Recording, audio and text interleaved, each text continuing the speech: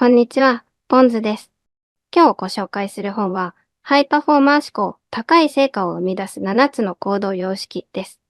今回お話しするのは、増村さんと益子さんがまとめた、ハイパフォーマーと呼ばれる人たちの思考や行動のポイントについて、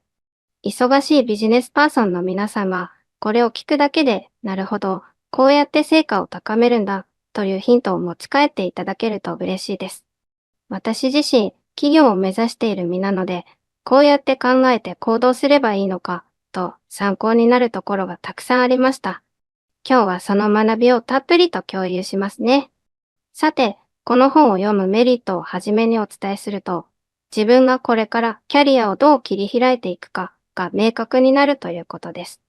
現代では AI の進化が目覚ましく、数年前までは当たり前だった仕事がいつの間にか自動化されていたりしますよね。そんな不確実な時代の中でも、自分だけの強みに磨きをかけながら、仕事を楽しんで結果を出し続けるためにはどうすればいいのか。その答えのヒントをこの本で得られるんです。実際にビジネスの最前線で結果を出し続けている人たちが大事にしている行動様式や長年の研究による知見がキュッと詰まっているので、私も読みながら、そうそう、こういう視点が欲しかった、とかなりワクワクしました。ではまず、本の概要をざっくりとお話ししましょうね。書籍名は、ハイパフォーマー思考、高い成果を生み出す7つの行動様式。著者は、増村さんと益子さんというお二人です。お二人は、電通やリクルートなど、昭和から平成にかけて日本を代表する企業でキャリアを積み、世界各国のハイパフォーマーを取材、分析してきました。その結果、企業や組織のどんな優秀人材も、実は共通した OS みたいなものを持っているらしいと分かったそうです。OS というのは、いわゆるパソコンでいう基本ソフトみたいなイメージ。私たちが普段身につけようとするテクニックやスキルはアプリケーションにあたりますが、その土台を作っている OS の部分、つまり思考や行動の様式がしっかりしているからこそスキルを活かせるというわけですね。お二人はこの OS を7つの思考、行動様式に分類して書籍の中で解説しているんです。書籍のテーマは、継続的に高い成果を出すハイパフォーマーの行動パターンを具体化して、みんなで共有すれば、組織全体の成果や個人のキャリアがぐんぐん伸びるというもの。昔は一つの会社で定年まで働く終身雇用が当たり前でしたけれど、今はそうはいかない。しかも AI やテクノロジーの進歩が早いから、一つの専門スキルにこだわりすぎると、それが陳腐化してしまうこともある。そこで大事になるのが、常にアップデート可能な OS、つまり思考、行動様式を自分の中にインストールしておくこと。そうすれば、どんな変化にも対応してパフォーマンスを発揮できるよね、というのが本書の大きなメッセージです。ここからは、私がぜひ押さえておきたいと思ったポイントをお話ししていきますね。7つすべてを深掘りしていると長くなりすぎますから、特に印象に残ったところを中心に、後から少しだけ箇条書き形式でまとめます。なるべく噛み砕いてお伝えしてみますね。まず、一つ目。何か新しいことをやろうとするとき、ハイパフォーマーたちは、なんとかなると思って飛び込むそうです。これ、パッと聞くと根拠のない楽観みたいに思いますが、要するに、今の自分の状態だけを見て判断せず、未来の伸びしろ込みで自分を信用するということなんです。例えば、メジャーリーグで二刀流を続けている大谷翔平さんってそうですよね。高校時代からピッチャーでもバッターでもやりたいと強く思い、誰もやったことがない挑戦だけれど、やってみたらなんとかなると踏み出して、その先にすごい成果を出している。実際のビジネスシーンでも、新しい提案をする段階でそれは無理、前例がないってストップがかかりがちですけど、ハイパフォーマーと呼ばれる人は、根拠の説明とリスクヘッジを最低限用意しておきつつ、でも根本的には、まあやってみたらなんとかなると踏み出して、行動しながら道を切り開いています。この踏み出す姿勢が、成果を生む一番目の土台になっていると、本書は伝えてくれるんです。その一方で、二つ目として、こっちの道は違うなと感じたら、早めに方向転換する勇気を持つのもポイントらしいんです。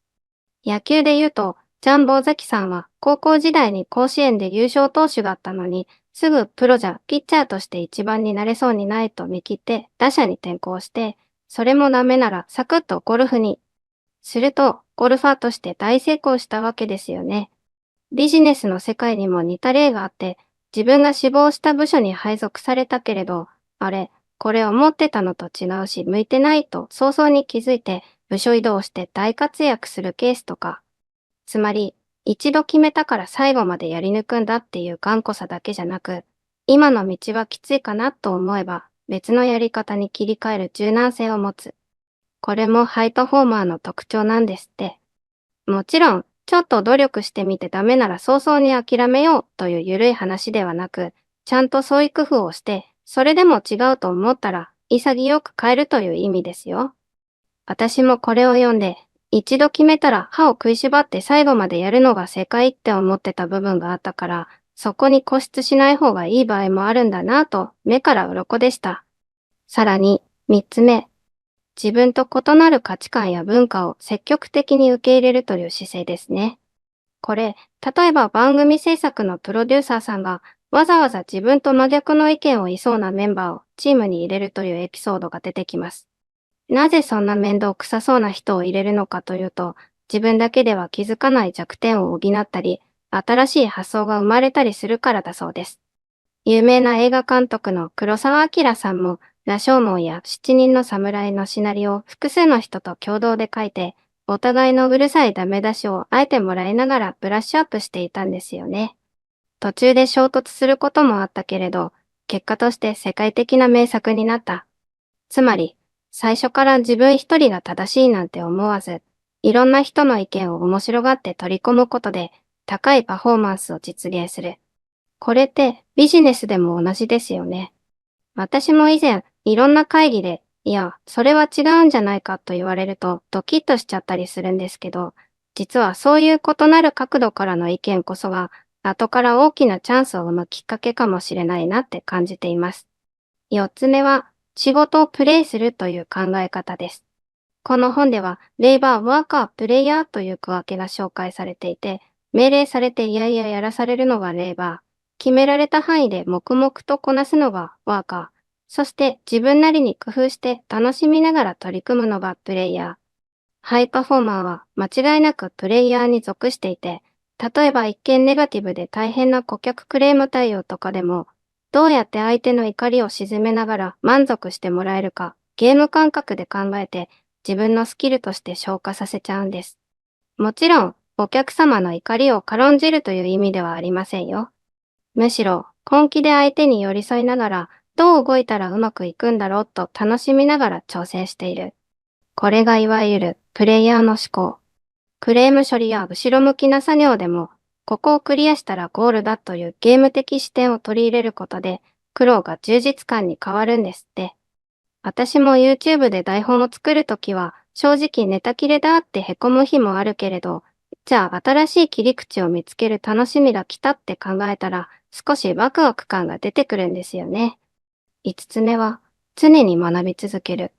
ここで大事なのは、学習意欲を持ち続けるだけでなく、学び方もポイントになると書かれています。例えば読書好きの方は本をたくさん読んで吸収しますし、実践派の方は資格を取ったりセミナーに出たりするかもしれない。でもハイパフォーマーは学校教育のような形だけじゃなく、趣味とかスポーツとか一見仕事に関係なさそうな経験からも学ぶんですって。さっきのクレーム対応でボクシングの経験が生きた方みたいに、相手のガンガン来る攻撃を冷静に受け流す感覚をスポーツから学んでビジネスに応用している。これ、本当に腑に落ちますよね。あくまで学びのスイッチが常についている人は、どこでも吸収する。私も普段から新しい仕事のヒントを探すとき、なんでこんなに楽しいんだろうって映画を見ながら分析したりします。ハイパフォーマーは誰よりも大きく学び続けて、どこまでも変われる人なんだなと思いました。6つ目は、人との縁を大切にするということ。これは少し抽象的に聞こえるかもしれませんが、要は、一見遠回りに思えるような出会いも含め、長期的視点で人間関係を育てるってことだそうです。自分に利益があるかどうかだけでなく、人との関わりをポジティブに捉えて、何か自分にできることはないかって行動する。そうすると巡り巡って、いつの間にか思わぬ企画につながったり、転職のチャンスが巡ってきたりするんだよと。本書では、他の部署や異業種の人とも継続的に連絡を取って、情報交換したり助け合ったりすることが、ハイパフォーマー育成に非常に効くと書かれています。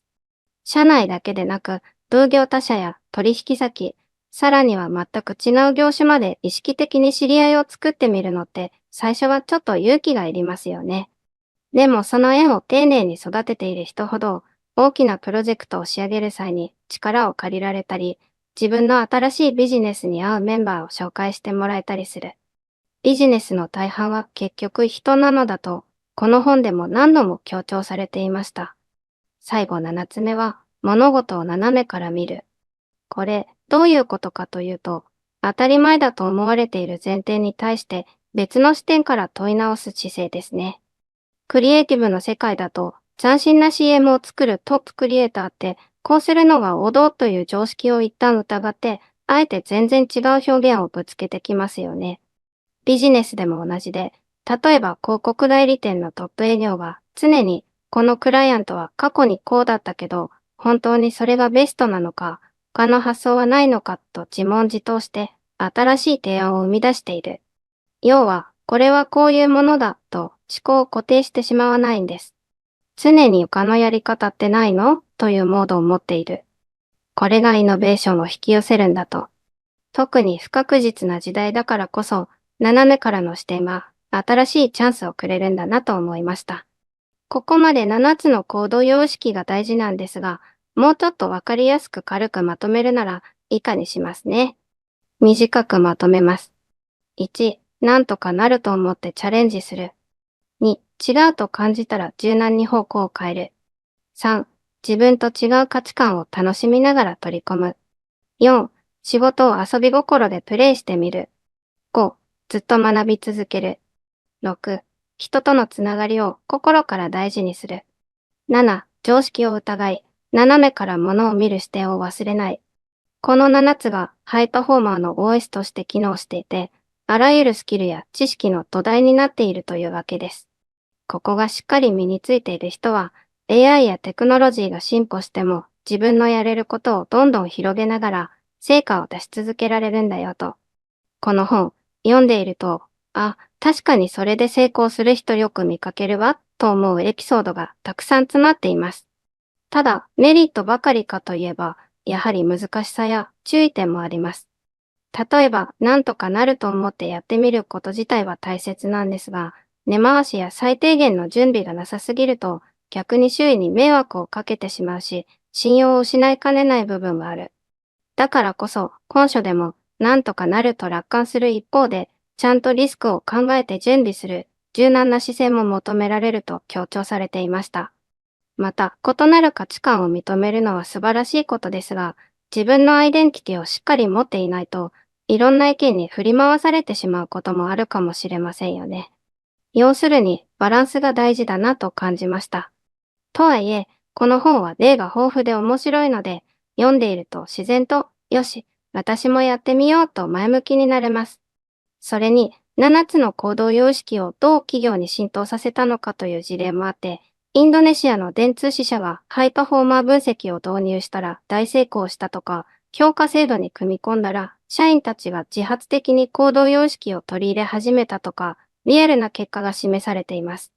そこから私の会社でもどう活かせるかなと、イメージが具体的に膨らんで応用しやすいんですよね。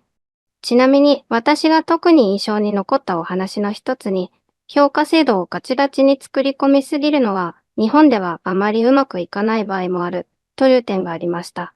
海外拠点では評価制度に組み込んだらうまくいったけれど、日本だと社員は評価制度そのものに反発したり、お題目を嫌がる空気が出やすい。